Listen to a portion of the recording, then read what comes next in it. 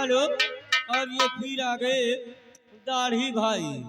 दाढ़ी भाई की तरफ से आपके आने की खुशी में इनकी तरफ से आपके लिए 20 रुपए का स्पेशल पुरस्कार। क्या करना चाहते हो भाई साहब के लिए? शुक्रिया। हेलो उस्ताद जी। आओ।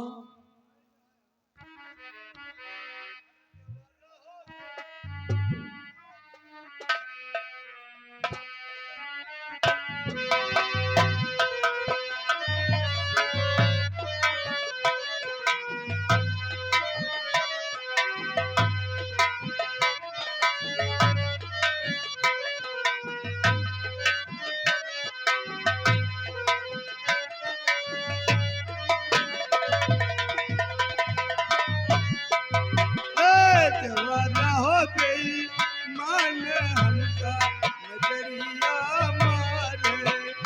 दीवाना हो गई मान।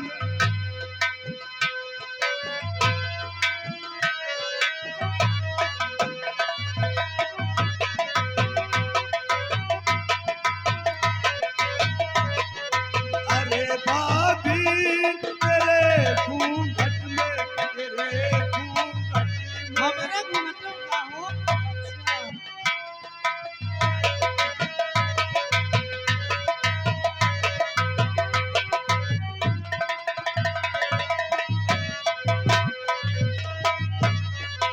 अरे भाभी तेरे घूंघट में, तेरे घूंघट हाँ, में देवरू कहाँ है? टिकुली, टिकुली हो जिया मार हमका नजरिया मारे। दीवाना हो गई मान हमका।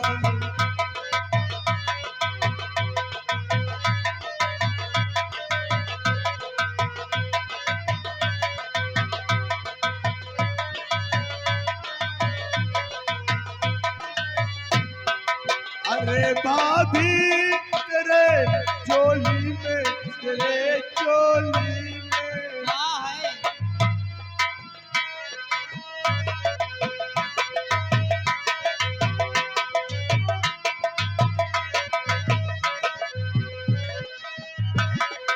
अरे भाभी तेरे चोली में, तेरे चोली में अच्छा। हे निगुला, हाँ?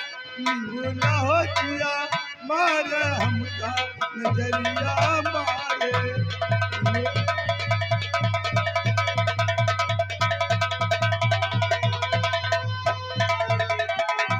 ए,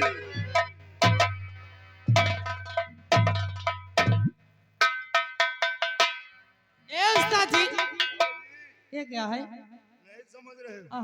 ये तुमसे नमस्ते कर रहा। नमस्ते इस तरह किया जाता है? आपका लालगंज में ही तुरंत हो तो उड़ा जाके जरा करो ना हो। कहा मेरी झिझम पड़ा था। ए उस्ताद जी, आपसे नमस्ते करती हूँ। नमस्ते खुदरा बाढ़ बोरो बड़ी खोज गुर पेरा सिंह बाढ़। ये कहा है? कैसा आशीर्वाद? आशीर्वाद रहन कोनो चीज के कमी ना हो यार। अच्छा।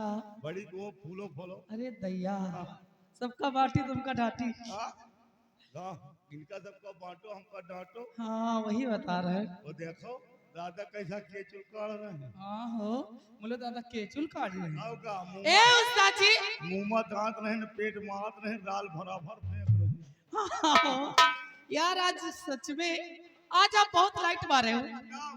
अरे कसम से यार, कसम से। लाइट हम नहीं, लाइट तो दादा मार रहे हैं। नहीं दादा नहीं, दादा से ज्यादा आप मार रहे हो। हैं? हाँ, हम नहीं मार रहे हैं, हमसे ज्यादा आप मार रही हैं। नहीं हमसे ज्यादा आप। वो देखो इशारा कर रहे हैं, वो मार रहे हैं। ओह, देव देव 50-50 ग्राम की तबीयत महरीरी आ चलो जाए। ठीक है फिर कहना है।